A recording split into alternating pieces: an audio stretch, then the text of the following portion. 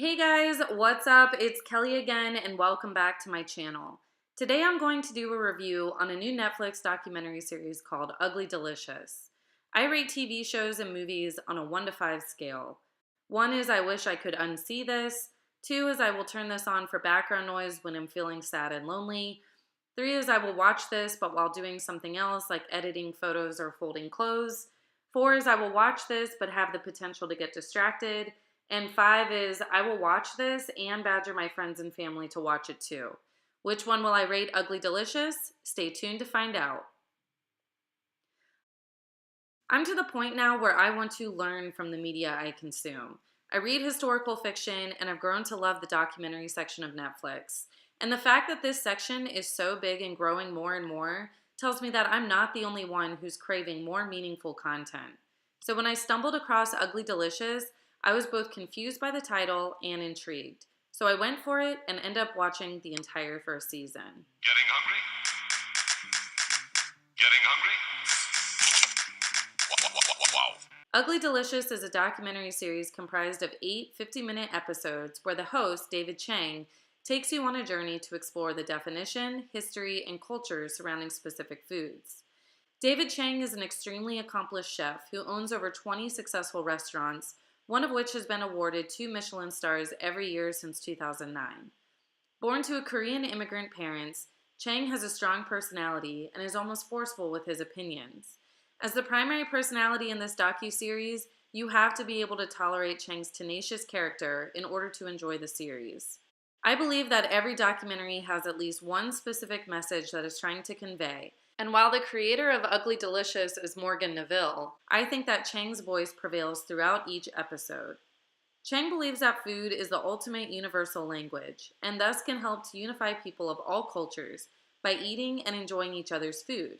He is also desperate to prove that Asian food should have a better, more respected footing on the international culinary stage, which I will get more into later. Each episode follows a similar format, where Chang and a group of his celebrity collaborators will be eating the food in which that episode is focused, attempt to define that food, and discuss its history and context in America. Chang will then travel to different locations, both in the US and abroad, to showcase the presentation of the food in both America as well as where the dish has its origin. The shots are well composed and captivating. The dialogue holds a lot of quality and is interesting, and there are little nuggets of creativity embedded within every episode, which I really appreciated. For example, the fried chicken episode has this clever intro that shows from a first-person viewpoint the journey of a chicken, from farm to grocery store to kitchen to plate. There are also these seemingly spontaneous commercial-like bits sprinkled among the episodes that are sort of enough to throw you off from the rhythm of the episode, but at the same time, not curtail your interest in watching. Though I will say that the intro to the fried rice episode is what my boyfriend would call self-masturbatory. The intro is comprised of these dramatic shots of Chang cooking while he recites this poetic narrative, and then it takes a really weird turn when he cuts off his thumb and blood is spewing everywhere as the violin music in the background drastically begins to crescendo. I don't exactly know where they were going with that, if it was supposed to be funny or symbolic. I didn't pick up on it, but I like the quality of the show enough to keep watching and forgive this failed attempt at whatever it is they were attempting. Now, earlier I said Chang is desperate to prove Asian food is worthy of more recognition because in every single episode, to include the first episode featuring pizza, there is significant time dedicated to showing the Asian version of whatever food in which the episode focuses. And multiple times when he's eating food and discussing it with his collaborators, he pushes the idea that all foods have similarities to Asian food, no matter how far-fetched the similarity appears to be. But as I continued to watch the series, I started to realize that this show and the dialogue Chang instigates throughout it is ultimately about racism in America told through its food culture. It isn't so apparent in the first few episodes, but the show's theme of exposing racism really starts to take hold in the third episode, where you go to Chang's parents' home and he starts talking a lot about what it was like for him to grow up as a Korean American, or as he says, a vanilla Korean. From that episode on, I feel like the show slowly pushes this thesis more and more, which climaxes in the 6th episode about fried chicken, but still carries on through the last 2 episodes. I can't ignore the fact that I see Chang as the true beneficiary of this docuseries, as its release is conveniently 1 month after he opened his first restaurant in LA. But honestly, I don't care. This show really opened my eyes to a new way of looking at the food I eat. There's a lot of talk throughout the show about when certain foods became popularized, like how Korean barbecue wasn't mainstream until the 2000s, and that the first Vietnamese restaurant opened in the 80s.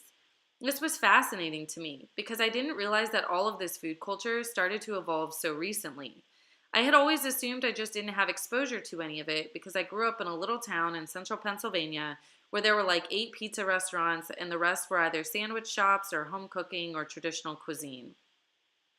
I rate this show at a solid 5. The format was fast paced enough to keep my attention, and the content was both thought provoking and educational. I think this is a show that will resonate with most people because everyone eats food, so everyone can connect with food. I think Chang is right. Food is the ultimate universal language that we all speak.